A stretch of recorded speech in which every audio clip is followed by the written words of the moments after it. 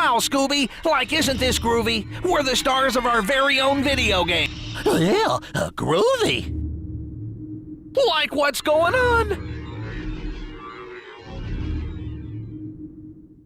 I've spread my evil virus all over this game. You'll never get past the monsters I've unleashed. Rikes! Monsters! I'm with you, Scoob! Let's get out of here! You can run, but you'll never escape. This is my game now. I say we make like a tree and leave. Hey guys, are you alright? You look like you've seen a ghost. That thing wasn't a ghost! That's strange. My handheld wireless communication system is going berserk. It's like it's been zapped by some sort of virus. I don't like the sound of that. Well, virus. That's it! That scary thing told Scoob and me that it was spreading a virus all over our game. Let me see that, Velma. Seems like it's working again. There's a message in your inbox, Velma. I challenge you to play this game. You'll lose it every time. The phantom virus always wins. Success, it will be mine. Jinkies, a phantom virus. Sounds like a job for Mystery Inc. But how are we going to capture the phantom virus, Fred? By splitting up. Daphne, you and I will go look for a trap. Velma, you stay here and try to determine the exact location of this phantom virus. Scooby, Shaggy, you guys go into the game itself. If you find the virus, get it to follow you back here so we can catch him.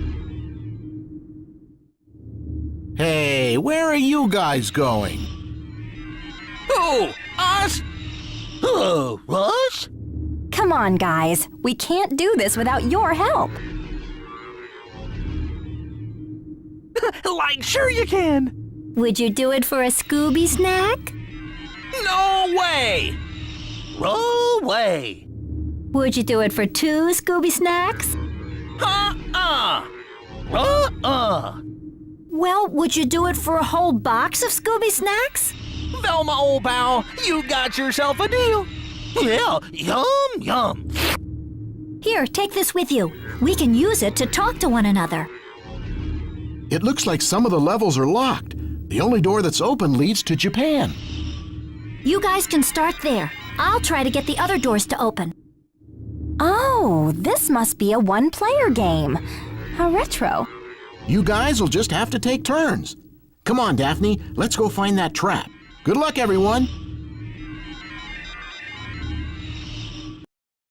Hey everyone, welcome back with Bean O'Mac, where today we're going to start our new playthrough, our first one of the Licensed Thursday variety, where we play licensed games from big properties.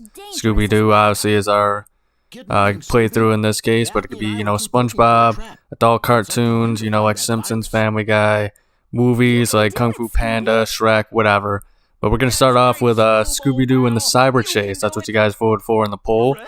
So always keep your eyes out for polls. I always post them pretty much the day of, the last playthrough of a game. So, as you've heard, I let you guys watch the opening cutscene. That's pretty much all we're gonna get for cutscenes. Now we just kind of have these, jeez, I can't think of the exact name of them. Like the phone calls here, we'll just do it. It's easier. Radio transmissions, I think, is the correct term, maybe. Close enough, whatever. But, jeez, wow, Daphne kind of looks fat in that picture. But yeah, as you've seen, we're in the game. Not Cyber Chase, the Phantom Virus. I'm all over the place today. Has trapped us in this game. And now we're pretty much at his mercy, and we have to beat all the levels and him to be able to escape the game once and for all. And of course, it's up to, Shaggy and Scooby to do the most of the back-breaking work. I'll give a little credit to Velma since she's, manning the save station. But, yeah, we've always gotten some really lame excuses from Fred and Daphne, going off by themselves or whatever, but I've never quite heard one of we're gonna go looking for a trap. That is, they did not care about the subtlety of, what they were doing with this game. They know exactly what Fred and Daphne get off to. You know, they're probably off screen in the black void to the side, just, you know, hanging out by themselves. Pretty much waiting for us to take care of business, and they're gonna have, you know, their fun. But our first level here is Japan, and how this playthrough is gonna work is there are 7 worlds to explore, so we're just gonna go world by world. So first one is Japan, and you know, I'm just gonna kind of give my thoughts on and opinions on what I think of what's going on with the characters, share my love for Scooby-Doo, and you know, hopefully I'll be able to entertain you guys while we're doing it. This first level is pretty much the tutorial level. That's why there's so many of these radio transitions. Watch out for those ninjas. Or transitions, man. Like I said, I can't even talk right now. But so many of the radio transmissions from the characters, which, you know, like I said, that's the closest thing to cutscenes. And boy, that was a pretty bad throw.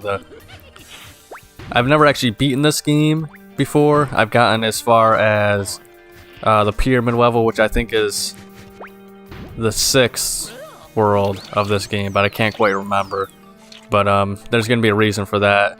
But we're gonna get the full playthrough this time, so don't worry. But as you can kind of tell, the game is a little wonky with its controls. But pretty much, if you're interested in this game, it was on the PS1, as you can tell by the graphics.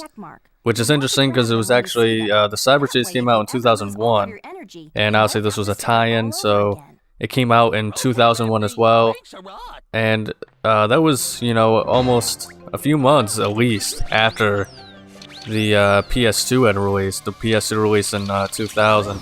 And even more interesting is the fact that this game actually became a greatest hits, which is where you sell at least 1 million copies of your game on a particular console.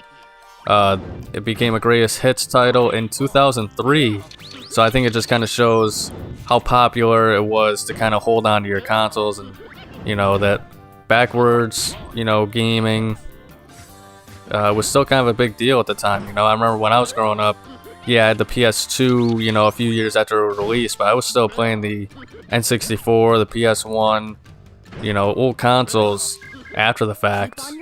It was just kind of, I feel like it was more normalized to play older consoles and have games released for them for a longer period of time than it is nowadays. Nowadays, I mean, you got maybe 5 or 6 years at most, depending on the console, before they say, yeah, get ready, if you want to play any new game, you gotta play, you know, you gotta buy their new console. It's kind of like with Tekken 8. You know, I was hoping that it would be able to play on PS4, but unfortunately that is not the case. PS5 exclusive. Or maybe it's on the Xbox Series X. Xbox, I think their naming conventions have done so much harm to them that I don't even care about what, you know, the Series X. I don't know. I can barely keep up with what's current with them. Like, pick that up, Scoob. It's an extra chance. You'll want to get as many of those as you can find. Well. But this game was kind of released. It's kind of cool that we did get a Cyber Chase. And it used to be one of my favorite movies growing up, honestly, was the Cyber Chase. But then I rewatched it as an adult, and, you know, sometimes things don't hold up as well as you remember them. And I don't know, the whole direct-to-DVD series, you know, what is a lot of people consider to be the peak of Scooby-Doo, and definitely was what kind of brought it back into the mainstream light after its downfall a little bit in the 90s and whatnot. So you had like Zombie Island, then I think it was Witch's Ghost, Alien Invaders, and then Cyber Chase. And I always remember Cyber Chase being the best one and everything like that. So I remember I watched them, like me and my friends had this big watch party of, you know, one after the other. We watched the movies. You know, one week we started with Zombie Island, then next week Witch's Ghost, and so on and so forth. You get the idea. And I think what we found was Zombie Island was definitely the most popular. It's my second favorite Scooby-Doo movie of all time. And I mean, it was pretty rough, the animation. They reused a lot of Shaggy's voice clips and whatnot and yells. It was definitely kind of a lower budget, you could tell, compared to the ones that would follow. But the story was just so absolutely solid, and the scares were so genuine, you know, in that way. It was kind of like a Luigi's Mansion type of thing, where it's, you know, as an adult, it's not the scariest, but there's still that very freaky element, you know. It's the kind of thing where it's like, how did I not poop my pants or whatever as a kid? So, that was a very good watch, very enjoyable. I can still watch it this day and have fun with it. So for those who think, oh, you know, it's nothing as good as when you were a kid and nostalgia, yeah, you're wrong. Some things really do hold up. And then Witch's Ghost, that was always my absolute favorite, and still to this day is my favorite. You know, I love the setting, was so beautiful of the town, the music with the Hex Girls. I think it was Oakhaven, but I could be wrong. I have such a terrible memory at times. But I mean, it was just so beautifully, you know, well animated. Ben Ravencroft was, of course, awesome. And then the main villain for that, and just the fact that they kind of made the villains all real monsters was really what set those apart. And I get it, you know, the formula and whatnot of, you know, classic Scooby-Doo was iconic, but I kind of wish they would mix it every once in a while, because I think if they did mix it where some things were real and then others were just people in a costume, I think it would really be good at keeping people on their toes, so to say, and kind of really freshen up that Scooby-Doo formula. It's kind of sad what has become of the Scooby-Doo property as, you know, the making of this video. And then Alien Invaders. Yeah, I'm just kind of reviewing all the 4 movies at this point. But Alien Invaders was always a good one too, but it wasn't that it was bad, it's just compared to the other 2, in my opinion, wasn't as good, but it was still so very close, you know, such a legendary movie, in my opinion. One of the best still.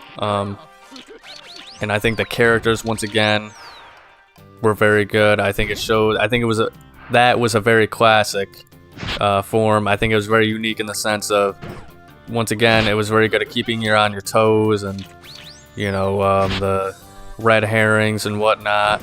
And I think it kind of, in a weird way, it ties back to the roots of Scooby-Doo a lot better than, you know, the other 2 movies did. And then, of course, Cyber Chase. Once again, it's a pretty good movie, but it just felt like it definitely was the one where it's like, okay, this is definitely the pandering, kiddish kind of one, where it's like the cool concept of it. You know, the concept of them being in a video game and all that stuff was awesome, and that's why I loved it as a kid. But then I watched it, and, you know, once again, I'm kind of an outlier in this one. I don't think it was a bad movie at all, but I just think compared to the first 3 that they had, you know, it just wasn't as entertaining, I thought. And I remember the Phantom Virus being a lot more prevalent than he ended up being, but still a very cool villain, a very great idea for a villain. I like the execution of it and just the thought process they went into it. Still better than anything we've seen in a very long time of the Scooby-Doo series. And of course, I mean, obviously of all of them, that is going to be the best one to translate into a game, and here we are now. So this game is kind of pretty much like a Crash Bandicoot Scooby-Doo type game is how I look at it. And the platforming is a bit wonky. That was kind of why I never actually beat it in the first place, but it's been a long time since I played it, so hopefully I'm going to be able to get a hang of the controls. As you can see, I've missed quite a few times, but you know, it's just going to require practice and getting used to the physics of the game, because it's a Crash Bandicoot clone, but it's not the best one. And of course, the whole pie throwing mechanic is honestly really bad. Like, if it's just a straight thing like that where I took that guy out pretty easy, no issues. But if it's a case of I kind of have to aim it in a certain way, the flower isn't very reliable in where it's actually going to end up.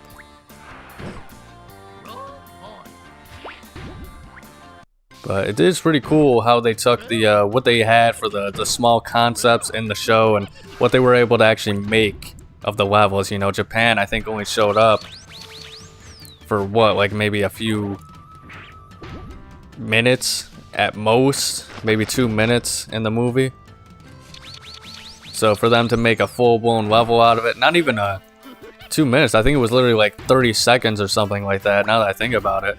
So for them to make a full-blown level out of it and give us all these cool ninjas and stuff like that, I mean, that's just pretty awesome. Yeah, I've run out of pie, so I gotta...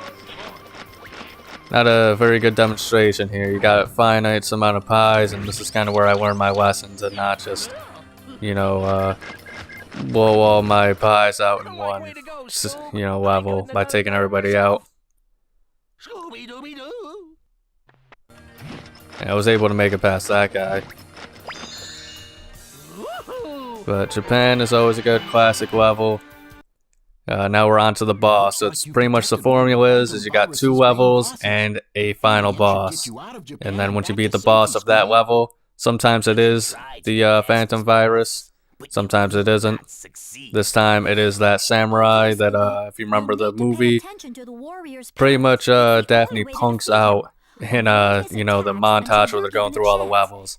So once again, it's really cool, you know, nod to the movie that they were able to include an actual, you know, thing from the movie in it, which, you know, a lot of times isn't always the case with these licensed games. And I did not I did not understand what I was supposed to be doing right there.